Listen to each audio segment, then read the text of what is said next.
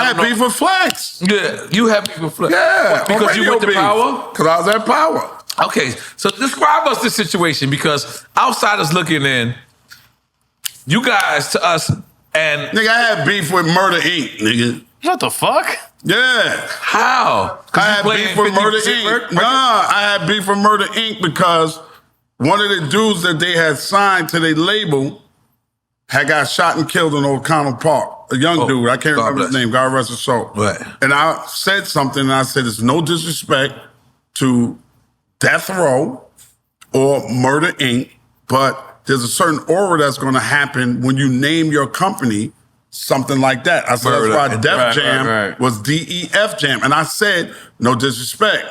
They went on Storm Buckwild, trashing me, wilding on me. Ed Soft. Murder Inc.? Murder Inc. Ruling fucking Earth. Really? And I called my sister. My sister was the receptionist at Def Jam. Oh, wow. Wow. Sonya Knuckles, my sister. And I told my sister, I said, you tell Irv I'm coming up there to see him. Right. She said, don't come up here, Preem up here all the time. Preem's with them. And I said, okay, now it makes sense. Right. Right, why y'all niggas talking super hard now. Okay. But it's all water under the bridge because Ron Gutter, who is Ja Rule's best friend, is my niece's father. See how this shit work out? Right. Ron Gutter and my sister got a kid together. That's my nigga. Got a kid together. So and I just did the Lisa Cole Jam movie, and Ron Gutter's a producer on it. So it's all water under the bridge, man. Words get exchanged, but it really don't mean nothing. But still, I know it's water under the bridge, but I want people to understand how crucial it was for New York radio, because I could give my part of it, right? I had a record called Grimy. Grimy was #1. It was a shootout in front of Hot 97. I got banned in front of everything. I wasn't there. You weren't even there, right? I wasn't there. They just did that on TV One. You know that, right? No, I did not know. Yeah, they just did the whole Little Kim shit about that. Yeah, they said you wasn't there. I was not there. Yeah, they said I wasn't there finally. They always said you were there. But this time they actually said you wasn't there. Like, yo, you good? He's like, I'm not one of them. Swirl Films did it, and I was kind of pissed because I was like, why y'all ain't talk to a few more niggas that were actually around at that time? Yeah, because I wasn't there. But he wasn't there. But what I'm saying is, so that shit happened. I got banned from every radio station, even radio stations that didn't like MS broadcast at the time. Well, that's what it was, right? It was MS, yeah. It wasn't Clear Channel, right? No, it wasn't MS Clear broadcast. Still took their side. And Russell Simmons, who you bigged up earlier, Russell Simmons personally went to, what's her name? Tracy Clarity or Tracy Clarity? Tracy Clarity, yeah. Tracy Clarity, and said, you can't spank somebody for a person that wasn't there. Like, you can't. Right, they can't fault you. You can't fault me. I became back #1, because Grimy was #1 in the whole country. But when Hot 97 pulled my record, MS Broadcast, it set a thing. But then Power 105 came, like a couple of weeks later. And I remember Mike Kaiser saying to me, it's my boy Mike Kaiser. Shout out Mike Kaiser. Yeah, there's 2 episodes in a row I'm talking about it. But everyone was saying, we flipped the switch.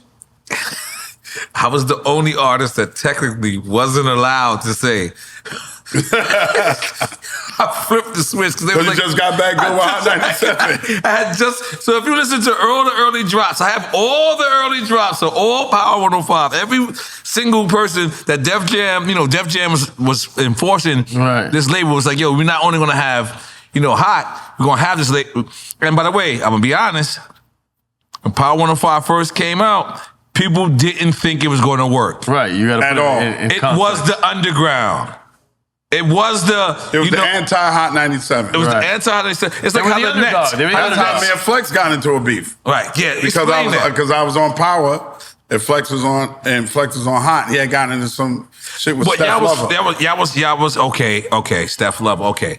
But y'all was friends before you and Flex. Yeah, absolutely. We friends now. Right. So what was the Steph Lover shit? Him and Steph got into something. And Steph was with us in Power. Okay. And they got into something about her being around there, something. Her and Flex had words, something. And I was just on the radio like, yo, man, you can't get on a girl like that. Right. Then he went on his show at 7 o'clock, wilding on me. And then I just came back like, dog, like, let's meet at 42nd Street. Times Square, just me and you. I'm like, I will fucking punch you in your face. Like, I don't give a fuck. And then we got on the phone and was like, yo, we don't own these stations. Like, we fighting over some shit that we don't own. Like, this shit is stupid. It's retarded. And Flex has championed the shit out of me ever since I've been back on 94.7 The Block. He has championed and the shit out of me. 94.7, that is under MS, correct? No, that's a whole different. That's Odyssey. Oh, Odyssey. That's Odyssey. Different company. It's a whole different company.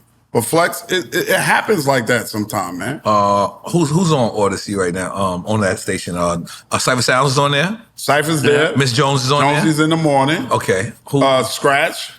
Okay. Shelly Wade, me, DJ Big Ben, and we just lost Mr. C. Mr. C, yeah, God bless. And Fat Man Scoop had just started. Oh, wow. Yeah, Wow. and we lost Scoop. I never understood why these radio stations would beef like it was some street shit. It was territorial.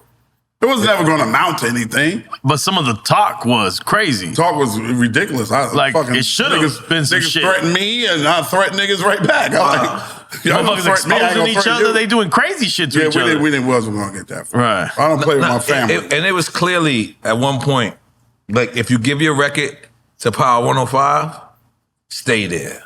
Like at one point. I get that part. And it was like, it was yo, the grimy talk I don't If you get. give your record to Flex, Clue ain't taking your shit at one point. Like, and it was just like, damn. Like, you really had to draw a line. It was really like some gang shit. Yeah, it was. You really had to go one over the other one. Corporate gang shit, yeah. You know, one of the first times I interviewed N.O.R.E. as a solo artist, he came to the station, and the first thing I asked him is, do the Neptunes really got a Cocker Spaniel? Yes, I do. Because I thought it was an ill line. You know, run laps around the English Channel. Neptunes got a Cocker Spaniel. I was like, dude, the niggas had a Cocker Spaniel in the studio. It was crazy. He's like, nah, they ain't got a dog. I was like, why the fuck you say some shit like that? Like, Because back then we were relating guns to dogs. So we were saying Rottweilers. And so if you listen to the lyric, I said Neptunes, I got a Cocker Spaniel. Meaning, like, I got the little deuce. But, yo, this is... Do you realize that you were kind of like an influential, your rhyme pattern kind of influenced Ghostface?